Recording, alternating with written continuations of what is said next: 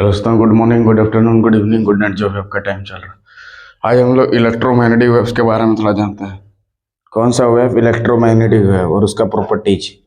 ठीक है, कौन सा वेव इलेक्ट्रोमैग्नेटिक वेव, उसका प्रॉपर्टीज क्या, इलेक्ट्रोमैग्नेटिक वेव्स और उसका प्रॉपर्टीज।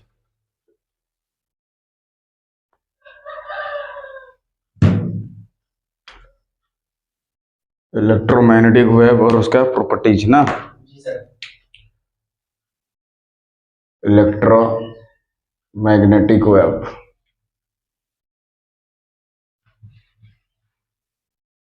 ठीक है, और उसका प्रॉपर्टीज के बारे में जानते हैं। ऐसे 3 मार्क्स का क्वेश्चन आपसे पूछता है। ठीक है, डेफिनेशन दे देगा और उसका ठीक से बोलो। ठीक है, क्या दे देगा, उसका डेफिनेशन दे देगा और उसका प्रॉपर्टीज लिखने के लिए दे देगा। क्या दे देगा, डेफिनेशन और उसका प्रॉपर्टीज।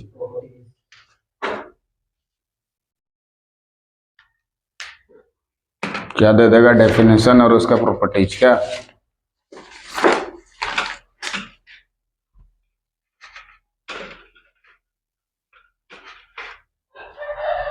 क्या दे देगा, डेफिनेशन और उसका प्रॉपर्टीज।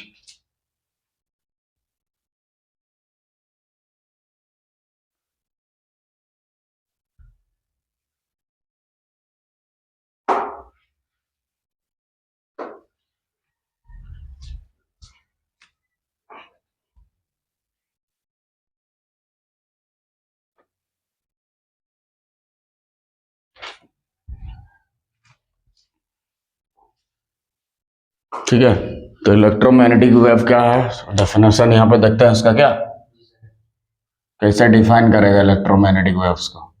ठीक, तो इलेक्ट्रोमैग्नेटिक उस तरह का वेव्स को कहते हैं जिसके मतलब ट्रेवल करने के लिए किसी भी मीडियम का जरूरत नहीं होता है। इलेक्ट्रोमैग्नेटिक वेव ऐसे वेव्स को बोलते हैं जिसको ट्रेवल करने के लिए किसी भी मीडियम का जरूरत नहीं होता। क्या मतलब, ऐसा वेव जिसको ट्रेवल करने के लिए किसी भी मीडियम का जरूरत नहीं होता है, किसी मीडियम का जरूरत नहीं होता है, उसको बोलते हैं क्या, इलेक्ट्रोमैग्नेटिक वेव्स। जैसे रेडियो वेव्स, ये भी क्या है, इलेक्ट्रोमैग्नेटिक वेव्स है। जैसे रेडियो वेव्स हुआ, ठीक है, ये क्या है, एक इलेक्ट्रोमैग्नेटिक वेव है। कौन सा वेव, रेडियो वेव्स। कौन सा वेव, रेडियो वेव्स। उसके बाद अल्ट्रावायलेट रेज, यूवी रेज। ठीक है, कौन सा, अल्ट्रावायलेट रेज, ये भी क्या है, एक इलेक्ट्रोमैग्नेटिक वेव है।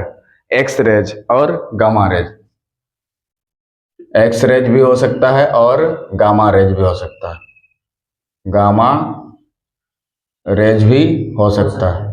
ठीक है, कौन सा रेज हो सकता है, एक्स रेज और गामा रेज भी हो सकता है। क्या ये सब क्या है, इलेक्ट्रोमैग्नेटिक वेव्स है। तो इलेक्ट्रोमैग्नेटिक वेव किसको बोलते हैं, जिसको वेव ट्रेवल करने के लिए किसी मीडियम का जरूरत नहीं होता, जिसको ट्रेवल करने के लिए किसी भी मीडियम का जरूरत नहीं पड़ता, जिसको ट्रेवल करने के लिए किसी भी मीडियम का जरूरत नहीं होता है। इलेक्ट्रोमैग्नेटिक वेव्स उस तरह का मीडियम को बोला जाता है जिसको ट्रेवल करने के लिए किसी मीडियम का जरूरत नहीं होता। ठीक है, अल्ट्रावायलेट रेज उस तरह का ये को बोलते हैं जिसको करने के लिए किसी तरह का अल्ट्रा जरूरत नहीं होता। तो ये सब को हम लोग क्या बोलते हैं, इलेक्ट्रोमैग्नेटिक वेव्स। ठीक है, क्या बोलते हैं, इलेक्ट्रोमैग्नेटिक वेव्स। कौन कौन सा, radio waves, ultraviolet rays, X rays और गामा रेज, ये सब एग्जाम्पल है किसका, इलेक्ट्रोमैग्नेटिक वेव्स का। अब इसका प्रॉपर्टीज देखेंगे। क्या देखेंगे, प्रॉपर्टीज। क्या देखेंगे, प्रॉपर्टीज। 3 को प्रॉपर्टीज आपसे एग्जाम में पूछेगा। ठीक है, आपको 3 को प्रॉपर्टीज लिखना है एग्जाम में। कितना दो, 3 को। तो पहला प्रॉपर्टी देखते हैं क्या, कि जो इलेक्ट्रोमैग्नेटिक वेव्स एक्सिलरेटेड चार्ज से प्रोड्यूस होता है। कैसे, एक्सिलरेटेड चार्ज से। ठीक है, पैदा होता है किससे, एक्सिलरेटेड से। तो इलेक्ट्रोमैग्नेटिक वेव कैसे पैदा होते हैं, एक्सिलरेटेड चार्ज से। किससे पैदा होते हैं, एक्सिलरेटेड चार्ज से, एक्सिलरेटेड चार्ज से। किससे पैदा होते हैं, एक्सिलरेटेड चार्ज से। ठीक है, कैसे पैदा होते हैं, electromagnetic waves are produced by accelerated charge. ठीक है, और इसको मूव करने के लिए किसी मीडियम का जरूरत नहीं पड़ता है। ठीक है। और कोई भी मेटेरियल मीडियम का जरूरत क्या होता है, मेटेरियल मीडियम का जरूरत क्या होता है, नहीं होता है इसको मूव करने के लिए, ट्रैवल करने के लिए, ठीक है। तो इलेक्ट्रोमैग्नेटिक प्रोड्यूस होते हैं, पैदा होते हैं कहाँ से, एक्सीलरेटेड चार्ज से, और इसको मूव करने के लिए किसी भी मीडियम का जरूरत नहीं होता है। पहला प्रॉपर्टी याद हो गया, ठीक है। इसके लिए कोई भी मेटेरियल मीडियम का जरूरत नहीं होता है। सेकेंड प्रॉपर्टी कि इलेक्ट्रिक फील्ड और मैग्नेटिक फील्ड, कि इलेक्ट्रिक फील्ड और जो मैग्नेटिक फील्ड है दोनों क्या होता है, परपेंडिकुलरली प्रोपागेट होता है, मतलब एक दूसरे के 90 डिग्री पे जाके क्या होता है, घूमते रहता है, ठीक है। The direction of oscillation of electric and magnetic fields are perpendicular to each other, ठीक है। इलेक्ट्रिक फील्ड और मैग्नेटिक फील्ड का जो डायरेक्शन होता है क्या होता है, एक दूसरे के ऊपर परपेंडिकुलर होता है। क्या होता है, एक दूसरे के ऊपर परपेंडिकुलर होता है। क्या होता है, एक दूसरे के ऊपर परपेंडिकुलर होता है, ठीक है। As well as perpendicular to the waves to the electromagnetic waves are transverse in nature. और ये दोनों क्या होता है, इस तरह से ट्रांसवर्स इन नेचर होता है, मतलब इसका जो डायरेक्शन है इस तरह से किया जाता है, ई क्रॉस बी से। मतलब दोनों इलेक्ट्रिक फील्ड और मैग्नेटिक फील्ड क्या होता है, एक दूसरे से परपेंडिकुलरली ऑक्सीलेट होता है, ठीक है ना। तीसरा, वो सेम फेज में होता है, फेज में इसका जो ऑक्सीलेशन होता है सेम फेज में होता है, किसका, इलेक्ट्रिक फील्ड और मैग्नेटिक फील्ड का। इसका जो ऑक्सीलेशन होता है, द ऑक्सीलेशंस को समझ लो, oscillations of electric field and magnetic field are in same phase,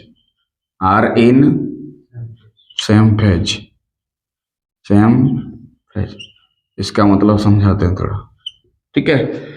वो जो ऑक्सीलेशंस होता है इलेक्ट्रिक और मैग्नेटिक फील्ड में, वो क्या होता है, सेम फेज में होता है। कैसे होता है, सेम फेज में। याद कर लो, the oscillation of electric and magnetic field are in same phase, ठीक है। वो कैसे रहता है, वो सेम फेज में रहता है। उसका जो ऑक्सीलेशंस होता है कैसे रहता है, सेम फेज में रहता है। कैसे रहता है, सेम फेज में रहता है। किस में रहता है, सेम फेज में रहता है। कैसे रहता है, सेम फेज में रहता है, ठीक है। तो इस पहला प्रॉपर्टी क्या होता है, there are accelerated, electromagnetic waves are accelerated by accelerated charge, ठीक है। वो क्या होता है, एक्सेलरेटेड चार्ज से प्रोड्यूस होते हैं, ठीक है। एंड उसके लिए कोई भी क्या है, मेटेरियल मीडियम का जरूरत नहीं होता है।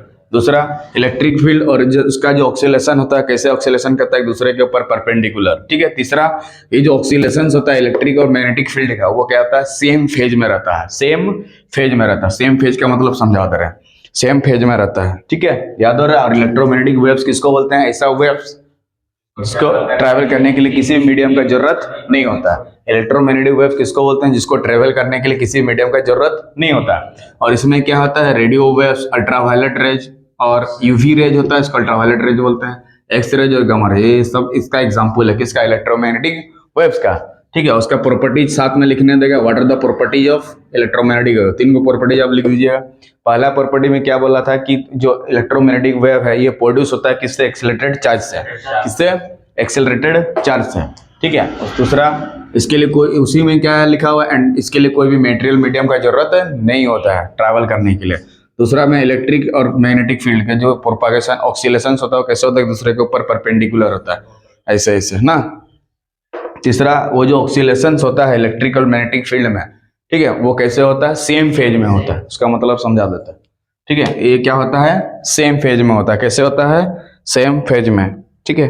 जैसे हम लोग फॉर्मूला जानते हैं, इसमें थोड़ा लिखोगे, E equal to E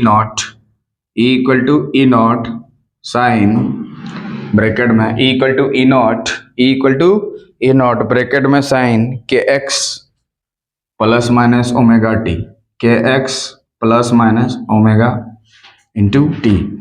equal to होता है E not sine k x minus omega t. इसमें अगर नेगेटिव साइन हम लोग लेंगे, कौन सा साइन, नेगेटिव साइन, खाली कौन सा साइन, नेगेटिव साइन लेंगे तो ऐसे ही होगा। ये वाला नेगेटिव साइन लिया गया तो इसे होगा, ठीक है। और ये इलेक्ट्रिक फील्ड के लिए हो गया। मैग्नेटिक फील्ड के लिए बी बराबर क्या लिखेंगे बताओ, बी नॉट साइन, ये वैसे ही रहेगा। ध्यान से देखिए, कैसे देखिए, एकदम ध्यान से। ये जो साइन के बाद जो रहता है, साइन के बाद जो रहता है ये वाला, इसको बोलते हैं हम लोग फेज। साइन के बाद जो रहता है इसको बोलते हैं हम लोग फेज। साइन के बाद जो एंगल रहता है उसको बोलते हैं फेज। तो क्या ये वाला फेज और ये वाला फेज समान है, समान है ना, दोनों फेज देख लो सेम है। यहाँ पे के एक्स प्लस ओमेगा टी, इधर भी के एक्स प्लस ओमेगा टी, यहाँ भी साइन के बाद इधर है, ये भी साइन के बाद है, ठीक है। और ये रहा इलेक्ट्रिक फील्ड, ये वाला मैग्नेटिक फील्ड, ठीक है। तो सेम फेज, इसका जो ऑक्सीलेशंस होता है इलेक्ट्रिक फील्ड और मैग्नेटिक फील्ड का, वो सेम फेज में रहता है। मैग्नेटिक फील्ड, ये वाला इलेक्ट्रिक फील्ड, बी मतलब मैग्नेटिक फील्ड, ये मतलब इलेक्ट्रिक फील्ड, बी मतलब मैग्नेटिक फील्ड, ठीक है। तो क्या होता है, सेम फेज में होता है। किसमें रहता है, सेम फेज में रहता है, सेम फेज में रहता है। किसमें रहता है, सेम फेज। मतलब सेम फेज का मतलब एक साथ मैक्सिमम हो सकता है, एक साथ जीरो हो सकता है, और एक साथ ऑपोजिट डायरेक्शन में भी हो सकता है। सेम फेज का मतलब एक साथ मैक्सिमम हो सकता है, ठीक है, एक साथ जीरो हो सकता है। सेम फेज का मतलब एक साथ मैक्सिमम हो सकता है, एक साथ जीरो हो सकता है, एक साथ मैक्सिमम, एक साथ जीरो, और एक साथ ऑपोजिट डायरेक्शन। इसका सेम फेज का मतलब एक साथ मैक्सिमम हो सकता है, एक साथ जीरो हो सकता है, हाँ, एक साथ मैक्सिमम हो सकता है, एक साथ जीरो हो सकता है, जेड, और एक साथ जीरो हो सकता है, और एक साथ ऑपोजिट डायरेक्शन में हो सकता है, एक साथ अपोजिट डायरेक्शन में हो सकता है, एक साथ मैक्सिमम हो सकता है, एक साथ जीरो हो सकता है, और एक साथ अपोजिट डायरेक्शन में हो सकता है। क्या, तो ये दोनों जो ऑक्सीलेशंस होता है किसका, इलेक्ट्रिक फील्ड और मैग्नेटिक फील्ड का, वो क्या होता है, सेम फेज में होता है। कैसे होता है, सेम फेज। और सेम फेज का मतलब ये साइन के बाद जो रहता है उसको बोलते हैं फेज। और सेम फेज का मतलब एक साथ मैक्सिमम हो सकता है, एक साथ जीरो हो सकता है, या तो अपोजिट डायरेक्शन में हो सकता है। सेम फेज का मतलब, सेम फेज का मतलब बोलो, एक साथ मैक्सिमम, एक साथ जीरो, एक साथ अपोजिट डायरेक्शन में, एक साथ अपोजिट डायरेक्शन में, ठीक है। तो ये रहा हम लोग का आज का क्वेश्चन, 3 मार्क्स के लिए बहुत इंपॉर्टेंट है क्वेश्चन, ठीक है, क्योंकि एग्जाम ऑफ क्लास 12 के लिए बहुत इंपॉर्टेंट है, ठीक है। और उस चैप्टर से उठाया गया क्वेश्चन है, इलेक्ट्रोमैग्नेटिक वेव चैप्टर का नाम है, जो कि चैप्टर 8 में है। कौन सा चैप्टर, चैप्टर 8 में है। और इसमें उसका प्रॉपर्टीज भी देख लिए, तो प्रॉपर्टीज को आपको याद करके रखना है, ठीक है, ताकि आप एग्जाम में आसानी से लिख सको, और आपका 3 मार्क्स कोई आपसे छीन नहीं सकता है। क्या हो सकता है, छीन नहीं सकता। तो समझ में आ गया कि साइन के बाद जो रहता है उसको क्या बोलते हैं, बोलो, फेज। साइन के बाद जो रहता है उसको बोलते हैं फेज। ये देखो, E equal to E not sine, ये वाला याद कर लेना है, के एक्स माइनस ओमेगा टी, इसको बोलते हैं phase. B equal to B not sine, ये वाला चीज को यहाँ कॉपी कर दी, यहाँ से दोनों ऐसे फॉर्मूला होता है, इसमें सिर्फ नेगेटिव साइन को लिया गया है। देखो यहाँ प्लस भी है, लेकिन प्लस वाला हम लोग को लेना यहाँ पे नहीं है, क्या लेना है, माइनस वाला। यहाँ माइनस तो इधर भी माइनस, तब ना सेम फेज होगा, ठीक है। इस तरह से हम लोग क्या कर दिए, इसको देख लिया, और इससे इंपॉर्टेंट क्वेश्चन पूछ सकता है आपका यहाँ से डायरेक्ट 3 मार्क्स का। तो उसका डेफिनेशन भी याद कर लीजिए, इसका प्रॉपर्टीज भी याद कर लीजिए, ताकि आपका 3 मार्क्स आसानी से आ सके, ठीक है। तब तक के लिए वीडियो के साथ बने रहिए। जय हिंद, जय भारत।